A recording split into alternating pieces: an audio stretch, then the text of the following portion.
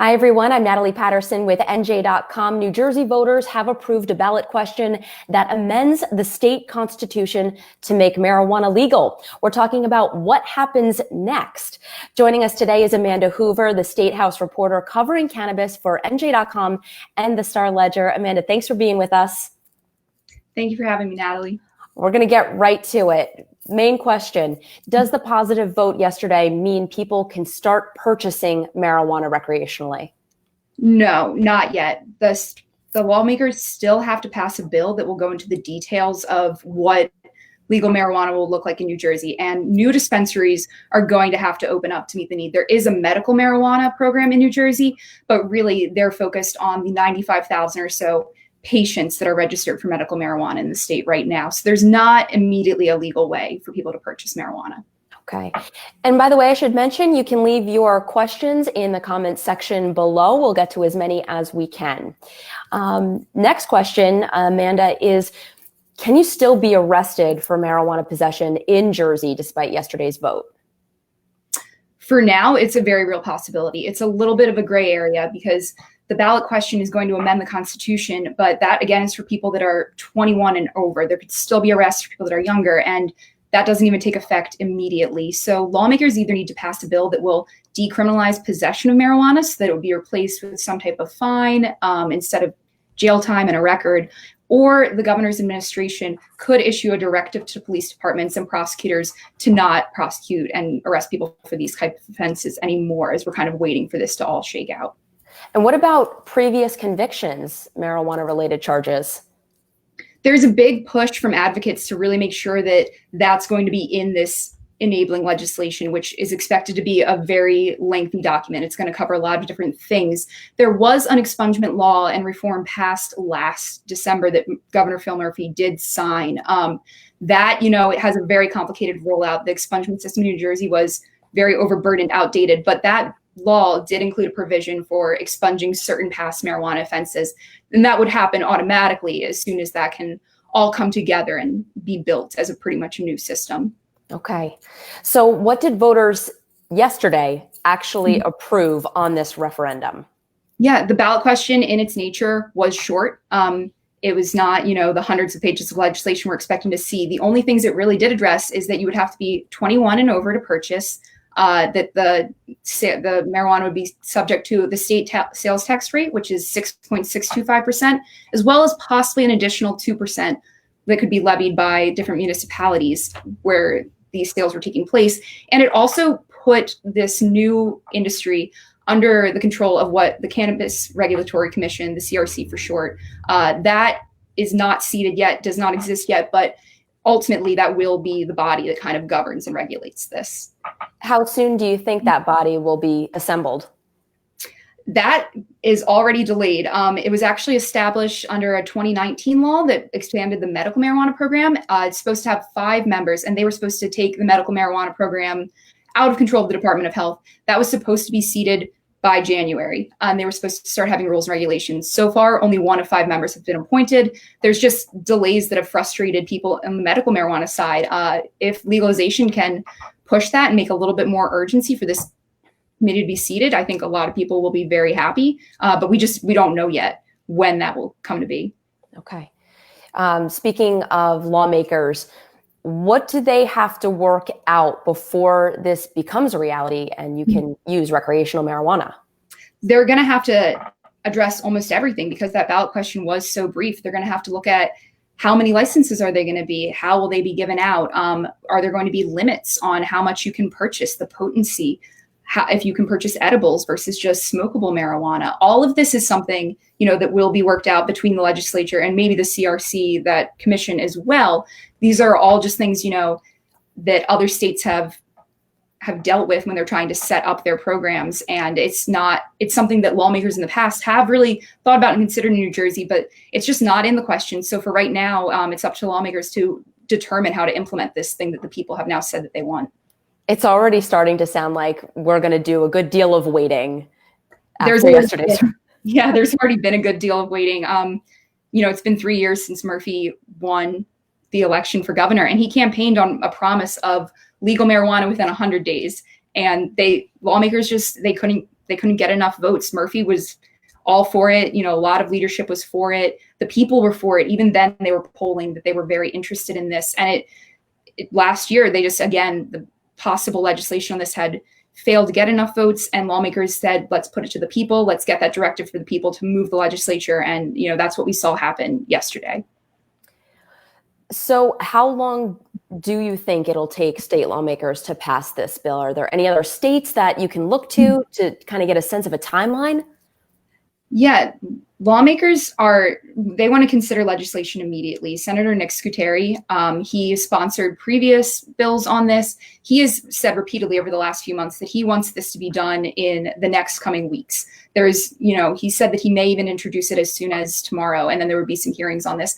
It seems that there's going to be a lot of back and forth. This is just such a complicated issue, and you have advocates, racial justice advocates that want certain things into this bill. You have the business industries. You have the current existing medical marijuana industry, just different lawmakers who are coming at this from different places. So I think there is going to be back and forth. If this gets done in just a few weeks, it would surprise me just based on how lengthy this has been.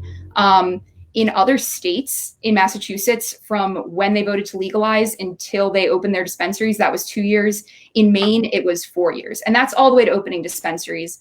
People in the industry kind of estimate that it won't take that long here because we've already done a lot of the base work, and a lot of what people want is very clear in New Jersey. So people are saying more like early 2022 is when you might have your first sales. There are people that are a lot more optimistic and hope that this can get done much sooner. So it's kind of within that range of a few months to a little over a year. So would you almost say we have a head start because of medicinal marijuana in New Jersey? No, I think so. A lot of states that have legalized have also gone for medicinal. And the first places that could be able to sell would be these medical marijuana dispensaries. They would kind of be given the first crack at the legal market. The issue there is that we have very few in New Jersey. There's only 12 companies that can sell medical marijuana in New Jersey.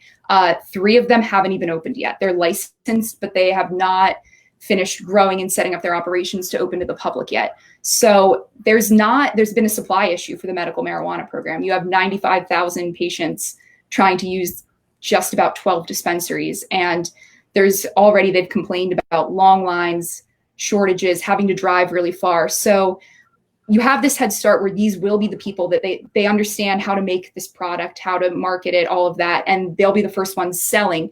But that could still take a while until they have enough capacity to really be able to meet the demands of the New Jersey market. Gotcha. Thanks to those of you who are sending in questions.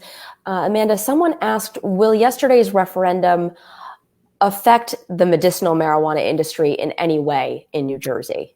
It's been a concern. It's been talked about a lot because in some other states where they did have a medical program and then had legalization, some of the patients felt that they suffered. New Jersey is very conscious of that, and lawmakers in the industry have really repeatedly said that they want to make sure patients still have access and that patients have access first. Some of the ways that it could benefit patients, though, like I said, the program is so small that there's not a lot of competition, and prices here for medical marijuana are really high. They're an average of $300 to $500 an ounce. It's some of the highest prices in the country.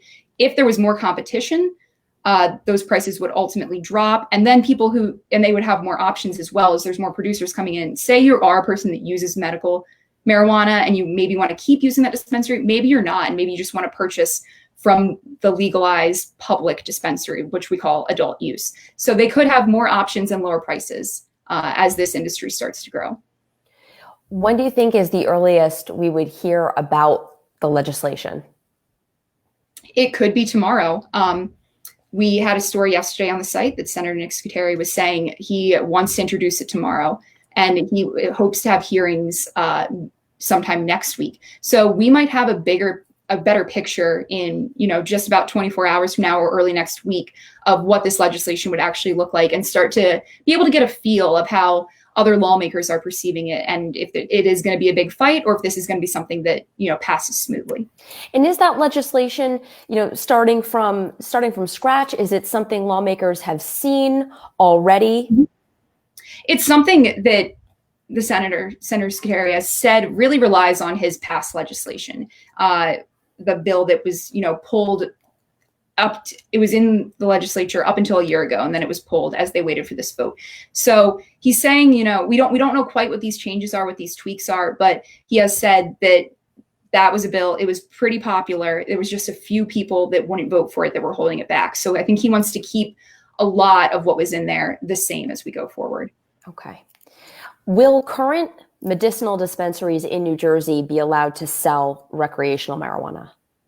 That's the idea. It's, again, something that would have to be totally explicitly spelled out in the legislation. But that's a popular idea, and it's something that I think everyone's expecting, and these medicinal dispensaries are preparing for it. They've recently formed a trade association. They really are talking about ways that this is going to change the business. A lot of them still have a patient focus first, because like I said, they're still trying to finally meet the demand of this number of patients that has grown so much in the last 2 years. But they all have this feeling that they're going to be selling to the public. And how many dispensaries are open right now in New Jersey? There are 12 dispensaries. There are 12 companies. A couple of the companies have one or two, they can have up to 3 each. So a couple of them have opened these satellite dispensaries, but there are 3 companies that have not yet opened their first one. They're still in the process of working out all of the regulations locally, or just building up their warehouses and hiring people still. So right now there's 12 functional open ones. So what will those dispensaries have to do, and dispensaries that open in the future in the state, what will they have to do before people can start purchasing marijuana? They will have to start growing more. And that will really depend on changes in regulations, changes in how much they can supply. That will be a big thing for them to hire more staff, increase their space that they can provide more. And I'm sure there will be some new regulations that kind of come, some of this legislation that they'll have to adopt as well and work with. But it's really going to be growing up the program so that it can serve an estimated 1 million customers in New Jersey for legal marijuana, on top of nearly 100,000 patients. Gotcha. Interesting question from one of our commenters. Would pharmacies be able to sell recreational marijuana in New Jersey?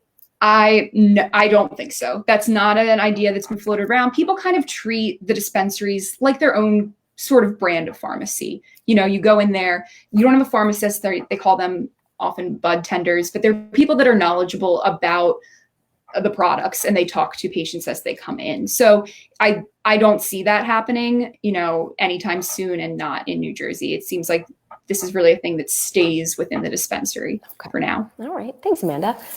What about towns? We've heard about towns that have banned dispensaries. Do we expect more towns to ban dispensaries after yesterday's referendum? What do you see happening there?